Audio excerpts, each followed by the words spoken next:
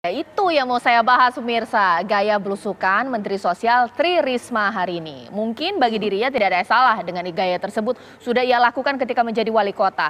Tapi ketika menjadi Menteri Sosial, apakah ini membuat PR-PR Kementerian Sosial selesai? Atau seperti ada sempat yang mengatakan, apakah ini pencitraan? Itu akan saya bahas di malam hari ini. Sudah bersama saya di sini Bang Henry Satrio, selamat malam. Selamat malam Mbak Caca. Ya, sudah tersambung juga lewat sambungan Zoom mulai dari Wakil Gubernur DKI Jakarta, Pak Riza Patria. Selamat malam Pak, Assalamualaikum. Selamat malam, Caca. Ya. Ada Pak Wagub ya? Semuanya. Ya, sudah terlihat juga di sini Mas Arya Bima. Mungkin saya pertama kali ke DKI Jakarta dulu, karena ada beberapa statement yang keluar juga dari Pak Wagub Riza Patria mengenai belusukan yang dilakukan oleh Bu Risma. Memang beberapa wilayahnya ini di wilayah Pak Wagub ini. Bagaimana?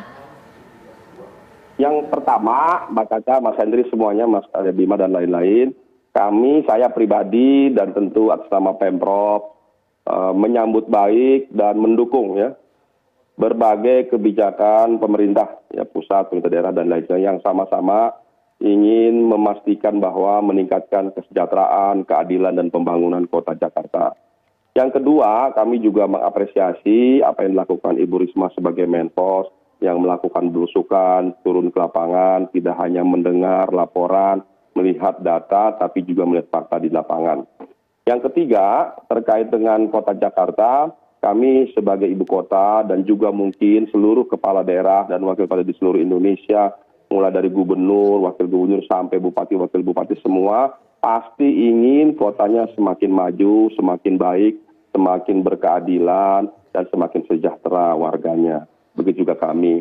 Untuk itu berbagai program tentu kami buat. Tidak hanya kami, sebelum Pak Anies, ada Pak Jarod, ada Pak Ahok, ada Pak Jokowi, ada Pak Faujibo, ada Bang Yos dan lain-lain, semua pasti para pemimpin di Jakarta ini Jakartanya semakin baik. Jadi sekali lagi terkait masalah-masalah sosial juga di Jakarta, kami terus tingkatkan, kami perhatikan ya. Kami banyak program di bidang sosial, tidak hanya panti asuhan, ada panti rehabilitasi dan lain-lain, berbagai bantuan seperti yang sekarang di masa COVID ini juga kami Pemprov juga ikut berpartisipasi sebagaimana kebijakan yang diambil oleh pemerintah pusat. Di masa COVID ini kami menganggarkan tidak kurang dari 5,3 triliun ya, anggaran terkait COVID. Apa itu? Yaitu di bidang kesehatan, di bidang jaringan pengaman sosial, dan juga stimulus ekonomi. Di bidang pengabdian sosial juga ini yang akan ada BTT yang akan kita mulai kemarin langsung di launching oleh Pak Presiden.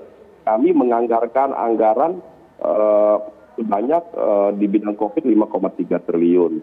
Dan khusus DKI Jakarta di periode 2020 mendapat dukungan dari Kemensos 1,3 triliun. Baik. Dan dari pemerintah pusat mendapatkan dukungan 1,1. Nah 2021 karena keterbatasan dana, dukungan sebesar 750 miliar. Dan kami juga menganggarkan 1,2 miliar. Pak Wagub, ini pertanyaan dari publik yang penasaran mengingat Ibu Mensos kan rajin belusukan. Kadinsos DKI-nya Pak Wagub belusukan juga tidak melihat pemetaan permasalahan sosial DKI Jakarta? Ya, setiap pemimpin punya cara dan gaya menyelesaikan masalah. Biasanya memang pemimpin yang baru tentu dia akan mendengarkan laporan, mendengarkan paparan, presentasi, dan kemudian melihat ke lapangan. Jadi saya kira tidak ada yang salah yang dilakukan oleh Bu Risma, belusukan ke lapangan ingin melihat langsung.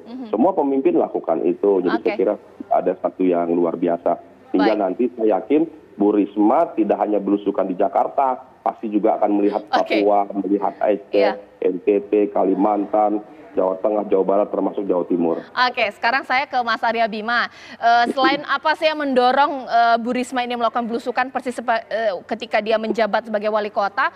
Atau mungkin ini kan tugasnya sudah ada Kadinsos DKI Jakarta. Kalau belusukan mungkin jangan Jakarta, tapi daerah lain, Aceh, Papua, bagaimana Mas Arya? Ya, terima kasih Caca, Pak Riza Patria, nama sama Pak Henry Satria. Gini ya, kalau saya boleh komentar terhadap kritik atau masukan tadi, pertanyaan balik justru saya tanyakan, apa setingkat Bu Risma yang saya lihat sukses dan cukup populer, yang telah membangun kota Surabaya dengan gaya kepemimpinan kerja Bu Risma sejak sebagai wali kota itu, dan terbukti sukses membangun kota itu, masih butuh yang namanya apa itu kepopuleran dan kesuksesan dan dipersepsikan sebagai satu pencitraan. Ini yang saya justru pertanyakan, apakah setingkat Bu Risma masih butuh itu? Tidak mungkin. Kalau saya sepakat dengan Pak Patria bahwa ini adalah cara dan gaya kepemimpinan, bahwa belusukan itu artinya kan belusuk kepada rakyat, belesek pada rakyat, ya, yang merupakan bentuk gaya kepemimpinan transformatif. Bagaimana dia mampu menyatukan kehendak subjektif pemimpin dan kehendak rakyat.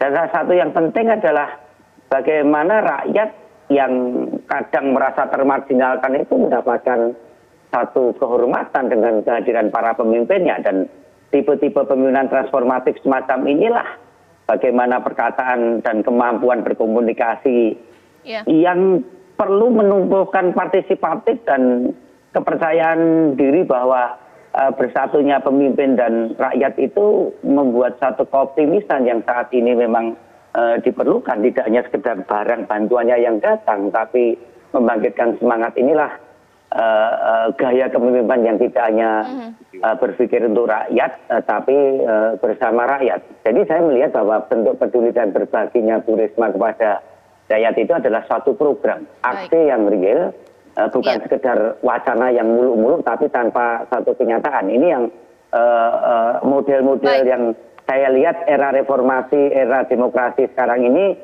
cara berpikir tidak hanya berpikir untuk rakyat tapi berpikir bersama rakyat. Banyak hal-hal yang kadang di luar nalar kita, di luar cara berpikir elit birokratis ini ternyata lebih efektif.